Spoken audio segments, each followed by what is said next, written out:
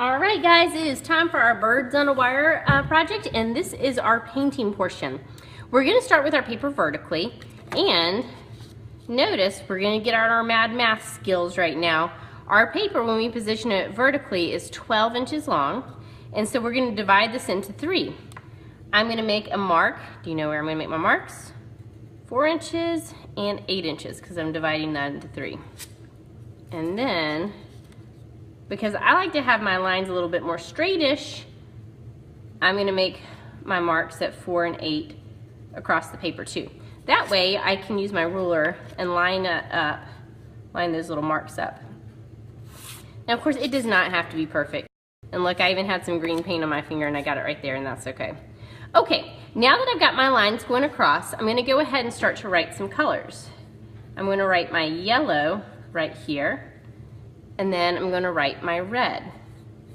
Just watch me all the way through. Then I'm going to go down to the next line. I'm going to write my red right here. And then I'm going to write my blue. Then I'm going to go down here and I'm going to write my blue down here. And then my yellow. Yes, you need to put your colors exactly where I'm putting my colors. And there's a reason that we're doing this, okay? So you do need to put your colors where I'm putting them. You will have plenty of room to be creative and expressive in just a little bit, okay? So that's where you're gonna put them. Go ahead and write that down. Now before we start painting, very important that you turn your paper over and you write your first name and your last name. There's my first and my last name. And then you write your teacher's name. So whoever your classroom teacher, you're gonna write their name. Okay, now back to the front. Going ahead and getting started. Now there's a reason we're going in a certain order. We're using our temper cake paints. Remember, our temper cake paints are kind of like watercolor paints. They act like watercolor paints. So I'm dipping my paintbrush in the water and I'm starting with my yellow. Now I know my paint palette here is well loved. It's a little messy, but my paints are pretty clean. So I'm starting with the yellow, and there's a reason we're starting with the yellow.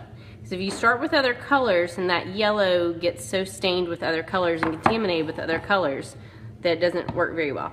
So I'm starting with my yellow right here, painting with the tippy tip of that paintbrush, and I'm starting with the edge of that paper, and I'm working my way in. Very important, you're gonna notice that I'm dipping my paintbrush in my water and in my paint quite a bit. It's very important that you keep that paint nice and wet.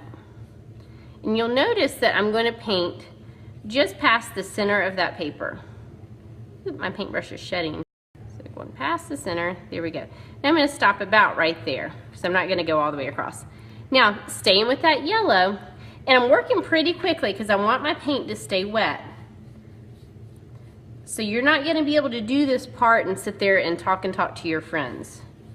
Because you want this paint to stay wet, that way the color mixes really, really nicely. By the way, what do you call that set of colors, the red, yellow, and blue? Does anybody know? We call those the primary colors. So again, started with the edge and I painted past the center like so. Now, as far as whether I go to the red or the blue next, completely up to you. I'm gonna go ahead and get that blue activated.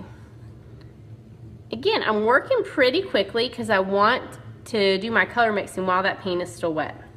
So I can go ahead and I might start with my blue right here. Again, starting with the edge. Notice I'm keeping that paintbrush and that paint nice and wet. Lots of pigment on there, lots of water.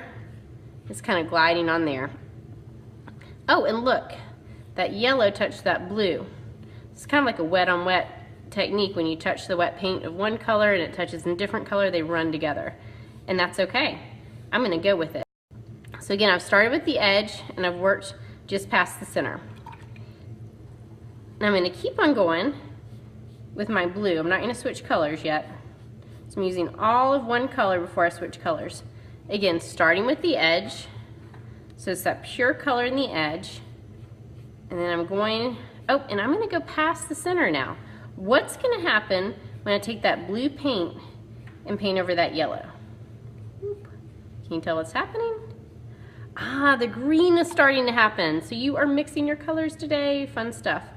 Now, this paper here is going to turn into our beautiful birds on wires. So you could paint a solid little square or block if you want. You'll notice I'm just kind of dabbing on little dots right here, and I think that's going to make some pretty birds. Now, of course, the final color that I'm going to is red. I'm going to hop up here. Since I started with my yellow up here, I don't want that yellow to get too dry. So I'm going to start on my little line that has the yellow, starting with the edge, once again, going towards that yellow. What's going to happen when I paint that red over that yellow? Oop, orange is going to happen. That red is pretty strong, so it's kind of a reddish orange, and that's okay too. I'm just kind of having fun painting some lines. You can play with your little patterns or whatever you're going to do in there. Easy peasy. Now, staying with that red, I'm going to go to the last section right here, starting with the edge and bringing that towards the center. Now, artists, if yours doesn't look exactly like mine, don't worry about it. But what I do want to see is I want to see more pure colors near the edges of the paper and a mixture happening in the center. So what's going to happen when I get that red overlapping that blue? Ah, it's going to be purple.